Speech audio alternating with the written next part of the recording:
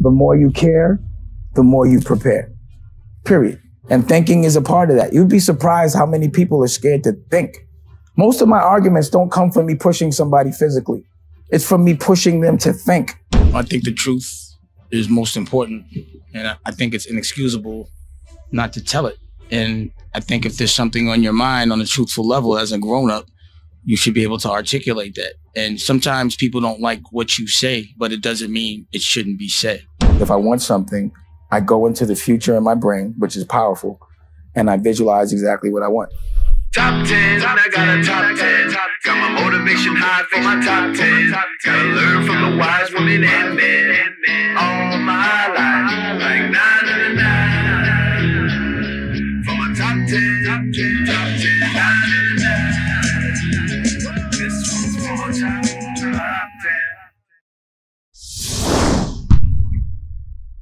Need motivation? Watch a top 10 with Believe Nation. Hey, it's Evan Carmichael, and this channel was created to help you overcome the #1 challenge that is holding you back, a lack of belief in yourself. You watch these videos because you know there's something more inside you as well. You've got Michael Jordan level talent at something. So get ready to have a vision, stand out, and love others before yourself with Dame Dash and my take on his top 10 rules of success to give you the confidence, motivation, and belief that you need. Enjoy. Okay, let's kick it off with rule #1. Have a vision. If I want something, I go into the future in my brain, which is powerful, and I visualize exactly what I want. So I'm there, I'm in my future. And then I think about every single thing I need to do to make that happen and every single thing that could stop that from happening or what I need to avoid. Then I go right back. You understand what I'm saying? Mm-hmm. Like I was just in the future thinking about watching myself on my television network. So because I do that, that means I have to think what would be the worst case scenario. And then I have to think what would be the best case scenario. And then I eliminate every single thing that I think could happen, which I call art detecting. And then I put everything and every single attitude and person around me in my vision that's going to make me get to what I want. And also I try to get the people around me to think about the same exact vision. So you inspire people and all that energy is focused on one thing that they can visualize in their head, then it becomes a tangible reality. And I know that to be a fact because it's happened. It's a fact for me. So I continue to do that. I know that anything I can imagine, I can make happen. So I am really careful about how small my thoughts are because I don't feel like wasting time in a 24-hour day making this much. And I could spend the same amount of time with the same amount of energy if I art detect it right. I had this much. And with this much, I can help so many more people that I love. Rule '2, stand out. People were just slaves to pattern. You know what I'm saying? Like if everyone does one thing, then everybody else wants to do it. And I'm a guy that never wants to, I never ever wanted to look like everybody else. Right. So my thing is I gotta stand out. I gotta be different. Or that's some Harlem is that it? I think it's just, you know, it is. Cause again, like when you make money really young, right, it makes you really confident. And right. Sometimes people mistake it as arrogance, but like when you're in a circumstance where you have no choice but to grow up and it's very competitive, it wasn't like I was the only young dude getting money. Right. Everybody that was in my age in a certain circle was getting money, so it was normal to conduct yourself like an adult, and then you were kind of guided by adults. Right. So I just got used to a different pattern really young, and it was more of a freedom pattern that came with the survival and wanting to be the best at it. Rule #3, love others before yourself. How is it being so-called so unpopular to make sure that others around you were popular? The funny thing is, #1, I don't care. Right. But #2, I feel very popular at all times. Right. If I'm the thing that people don't understand, I'm not a rapper, not a singer, not an actor. You know, I'm a businessman. Mm-hmm. So the fact that anyone even cares to me, whether they don't like it or do like it, I mean, on a business level or for a big picture guy, that's really all that counts. Like on a personal level, there's social classes, right? So there's one class that's meant to work for those that don't work. Yeah. And those that don't work are usually second and third generation. They're born into it. The reason why is those people own things and they pass it. Yeah. So what they do is they give another class, the working class, distractions, make them hate each other, make them want to do sports and only know how to do like what's lotto. Like we're only programmed to say the only way we could get out of a social class to be workers is to be athletes or to be entertainers. And that slot is like lotto. But even in school, they distract you and say, here's every team that can go professional, but there's no like political team. They never show you how to be a politician or how to change a law. or they have singing class and all this other, everything to distract you. Yeah. So, and that's lotto to win at that level. Right. So that means everyone that's trained their whole life to get there, which is 90% of the world, which is the working class, only 1% gets there. And that person that was an entertainer or is they get to get into the 1%, but only if they sell out and distract everyone else that they were a part of that helped them get where they got to go. And I'm just not down for that pattern. And it's strategic. It's not like, like the way nerds, people that aren't strong, control, people that are strong, like, be like, whatever, like, jump in front of me, I fight. But people that are weak, they have to be strategic about how they control. So brain controls muscle. And that's what's been happening. We've been controlled. We've been programmed to hate each other, kill each other, be happy to have a job, happy to work for someone else, and only happy to be able to take care of yourself. So everybody comes from a place of self-preservation. Everyone's always worried about themselves. And the purpose of love is to love people before you love yourself. But now, look at the way the system is set up. In school, they take your kids from you, and then they tell you, unless you go to college, and this is, the majority of the world, and the majority of the world is the working class. Unless you go to college, which you can't afford, unless you get a loan to go to college, you've done something wrong. So you go to college, you get that loan, and in order to pay off the loan, you got to get a job you don't want. And you still desperate. And in order to buy that house, because you paid that loan, you ain't got no cash. Now you got to get another loan to get the house. Yep. And so you always have to be working from backwards. You always have to be worried about yourself. And what I find when I'm around desperate people is they're all right with I got to do what I got to do to eat. They sometimes justify doing things that are not honorable to survive. So, everyone's always in a place of fear, a place of backpedaling and self-preservation. And that's the problem. The test is to love others before you love yourself. And that's what a real boss does.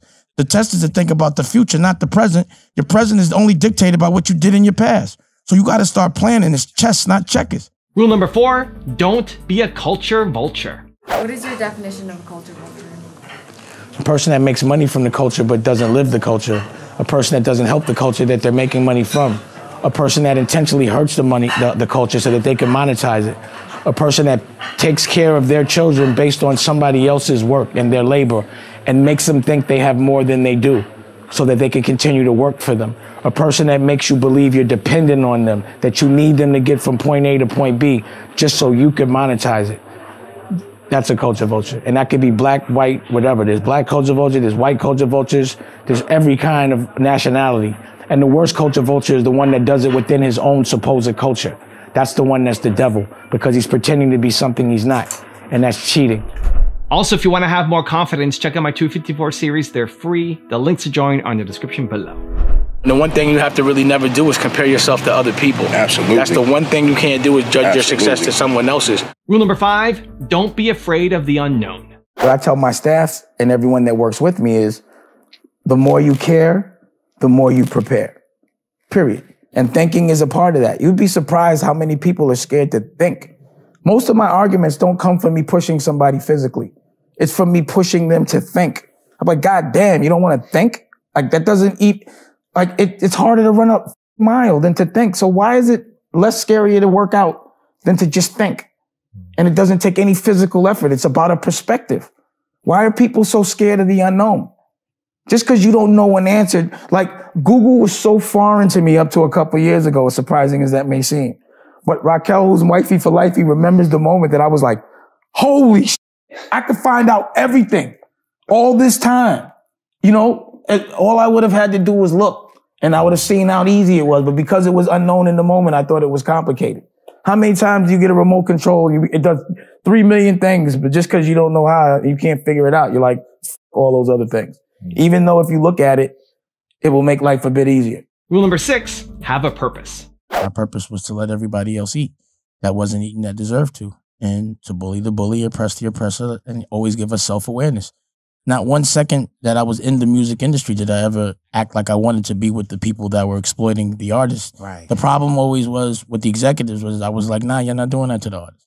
And then, what an executive will do is play dirty and snarky and go start lying and do things that you wouldn't do or expect to do. And they just start to make a division between you and the person you're protecting by saying you'll get more money by not listening to them, when actually that money goes to them. Rule number 7, be truthful. I think the truth is most important, and I think it's inexcusable not to tell it. And I think if there's something on your mind on a truthful level as a grown up, you should be able to articulate that. And sometimes people don't like what you say, but it doesn't mean it shouldn't be said. Right. So, 9 times out of 10, a man that's full of testosterone, and in front of girls, if you tell them how to improve himself or give him some instructive criticism, they tend to take that as you trying to make them look bad because they want to look better than you. Rule number 8, be honorable. I decided to hit the street because I just wanted to buy a Suzuki. They cost $10,000 and I didn't have a license, and my mother didn't want to buy it for me because it wasn't legal.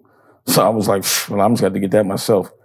And, crack came out. So I was watching a lot of people my age have things that adults had, which gave them a certain amount of independence. Like, if you're paying your own bills, I don't care how old you are, no one can tell you what to do, period. And that's what I tell any one of my children. The minute you pay your own bills, all I can do is give you advice, but I can't control your environment.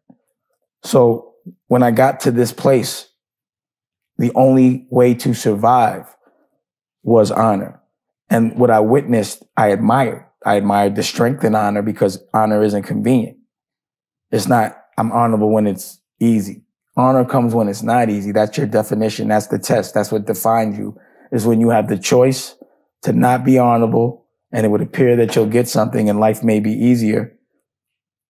And if you choose honor and you choose a harder path, well, you know which you really are. And that's what that is all day. It's a test all day. There's always these shortcuts. But the thing about being in that life is you make one mistake, you die. You make one mistake, you lose your life in jail, your freedom. You make one mistake, people you love get hurt, like kidnapped and tortured.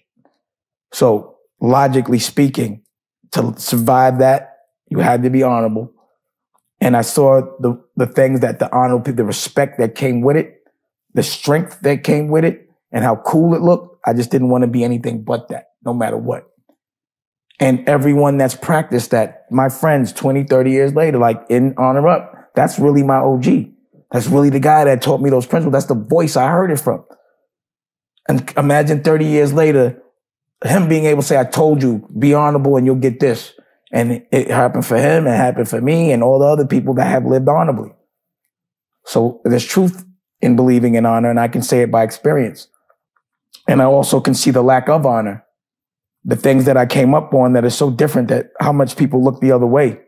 How many people actually fail that test and the recourse of that.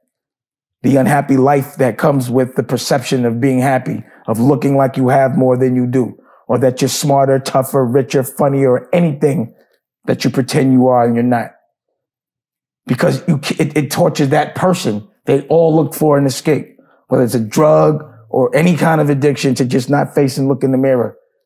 To not to be able to look at yourself in the mirror or take that shower, that must suck. But I don't know how that feels. I know how it feels to have no conscience, to look in the mirror, be alone, and be like, I'm real happy about every single decision I make. Rule number 9, be respectful. A bunch of unthorough people, 1 million unthorough people can't do nothing to one thorough person. I don't care what it look like.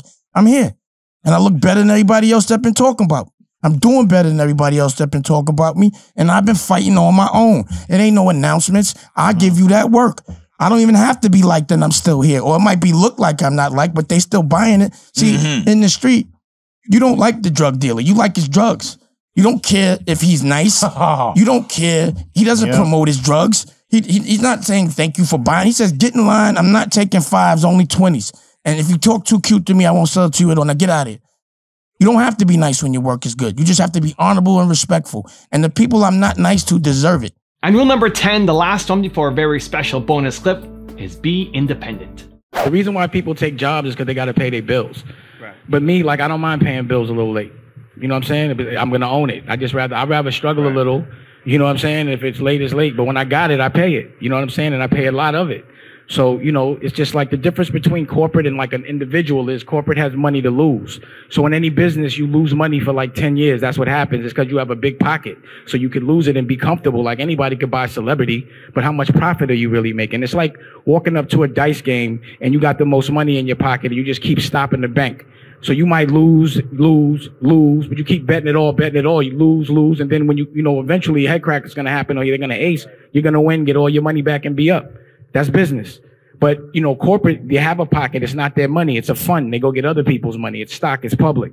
So they can lose. Like when like business plans, they'll be like, lose 2 million for this year, lose 2 million, like 10 years to lose. If you have a deep pocket for that, you could be in corporate business. But an independent doesn't have that kind of money to lose. Right. You understand what I'm saying? They can't just take losses. You can't just be hiring people, paying them, and you ain't making no money. Right. You understand what I'm saying? You count everything when you're doing it independently. But so what? You know? Not to say Castro's virtues and what he believed in as far as, you know, the communism thing, but he basically said, I'm going to be independent. Right. And I just do it myself. I'll just be a little behind, but, you know, independence is priceless. Now I have a special bonus clip from Dame on how to win by your standards that I think you're going to enjoy. But before that, it's time for the 3-point landing questions. Let's go from just watching a video to taking action. Here we go. Question number 1. Where do you need to be more independent? Number 2. What's the unknown that you need to stop being afraid of? And number 3, how will you stand out this week? And if you made it this far in a video, I want to celebrate you. Give me a hashtag believe down in the comments as well. The win should be when you have won by your standard, by not someone else's.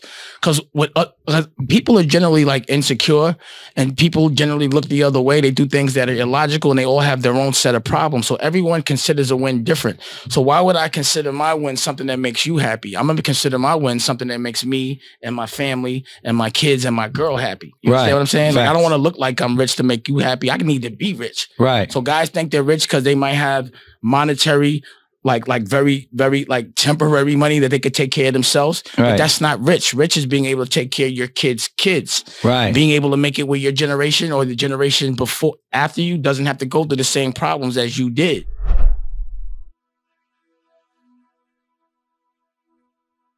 If you want another amazing video with the one and only Dame Dash, check it out right there next to me. I think you'll enjoy it. Continue to believe, and I'll see you there.